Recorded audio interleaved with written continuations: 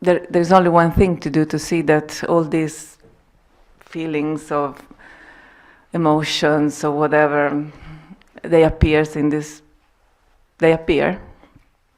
and you don't have to go. You just let them be and say. No, but you can do a little bit more than that, than just letting them be. If all these feelings and emotions are arising, they're arising on behalf of I. I feel upset. I feel unlovable. I feel lonely. I feel depressed.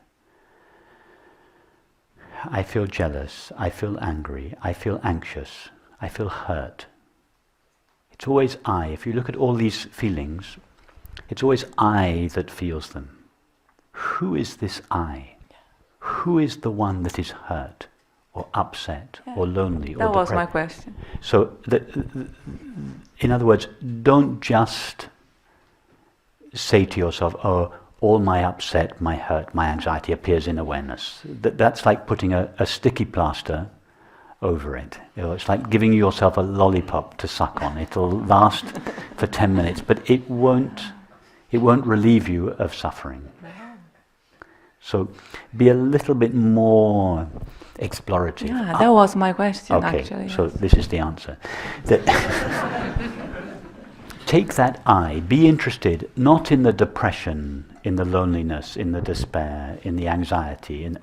Don't be interested in the particular feeling. Be interested in the I, because it is the I that is common to all of these feelings. Is it not I, the same I that is angry, upset, lonely, jealous, depressed, etc.?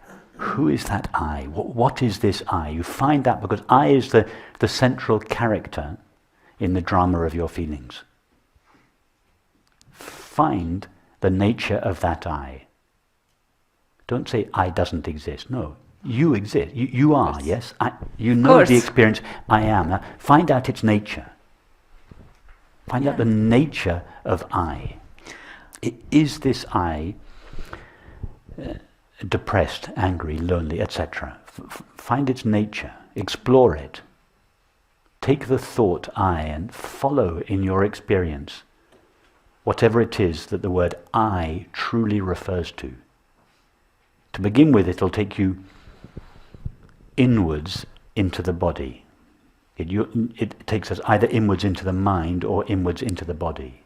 But all we find in the so-called mind are thoughts and images. All we find in the body are sensations.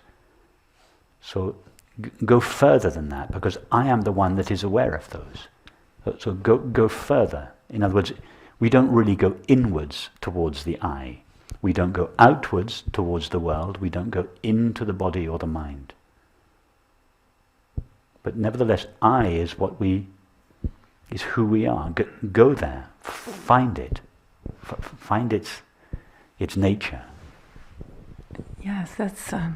The discovery of what I essentially am takes care of all these feelings. Yes, in fact,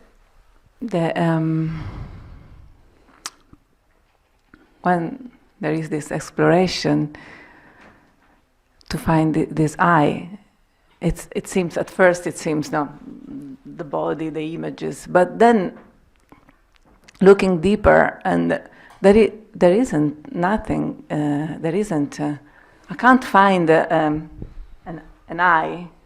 There is a body. There are thoughts.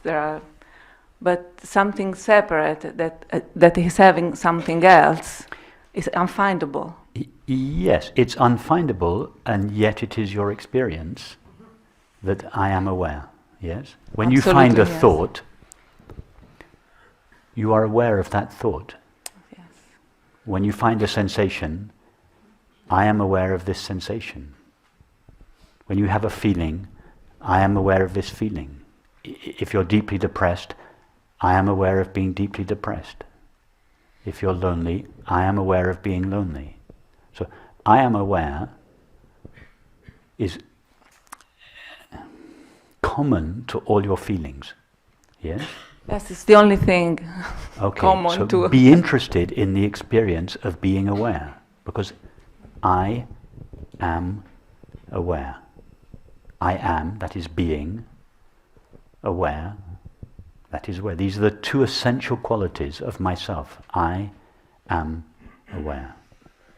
Just range now over your entire experience. Go anywhere you want in your experience. And every object that you meet, just say, I am aware of this sound. I am aware of this sight. I am aware of this sensation. I am aware of this taste. I am aware of this thought. I am aware pervades your experience. Yes? Absolutely. It's yes. never absent. It's Never. the common denominator of all experience. And it is the only common denominator of all experience. Be interested in that. Be interested in the experience of being aware. Our culture has systematically ignored the experience of being aware. I asked last night, did anybody at school or university, was anybody's attention drawn to the experience of being aware? Isn't that incredible? It's crazy. It is the most important element of experience. It's the only element of experience that is not superfluous. You know, the sight of the world is not essential. Some people don't have the sight of the world or the sound of the world. But awareness. Thoughts, they're so superfluous that they disappear every few seconds. The experience of being aware is the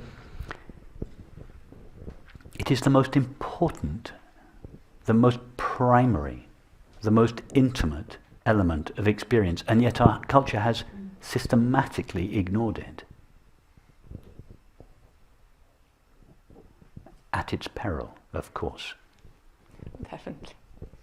So be interested in that. All our lives we've spent being interested in thoughts and feelings, and be interested in the experience of being aware. Yes. And discover its nature. It is one thing to discover I am aware or I am awareness. That is not enlightenment. It's the first step. I thought I was a cluster of thoughts and feelings. I am that which knows them. I am that which is aware of them. I am awareness. Awareness. Ness means the presence of, or the being of. So awareness just simply means the presence of that which is aware. That is what I am. Now, what is the nature of that awareness is the next question. Does it come and go?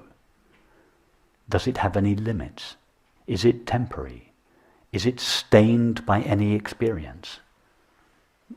Can it be agitated? If we start to explore the nature of this awareness that we have discovered ourselves to be, this exploration, it takes us deeper and deeper and deeper into ourself. And at some stage there is this recognition of what we essentially are. And that doesn't put an end overnight to all the old beliefs and feelings. As we said, I can't remember this morning or last night, these beliefs and feelings have a momentum to them.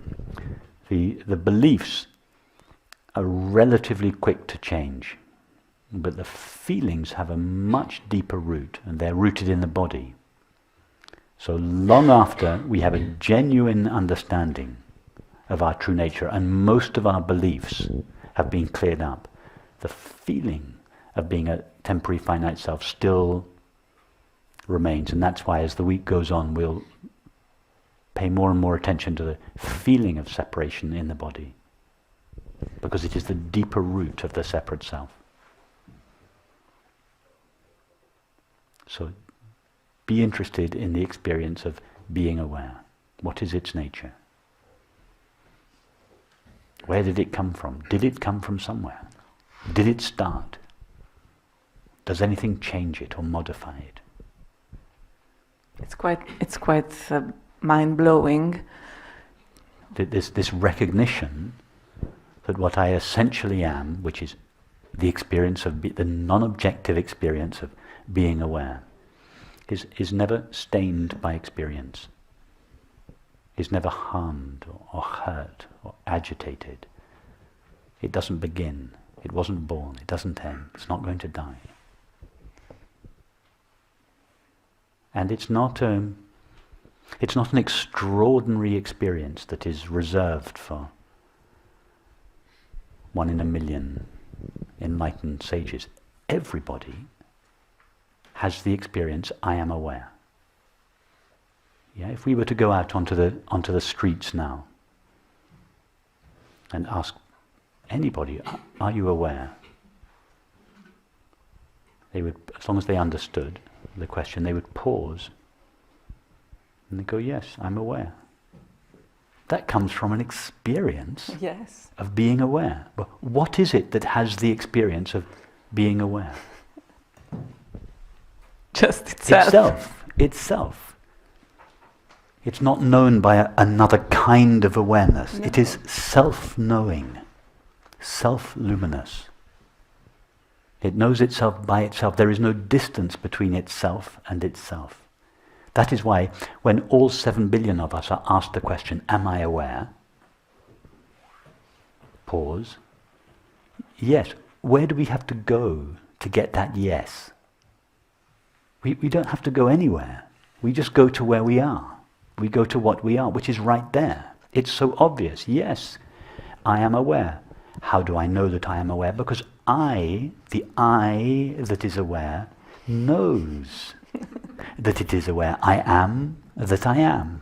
I am that which is aware that I am.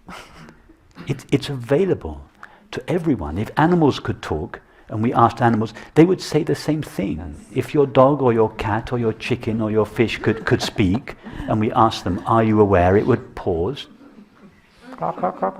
Yeah.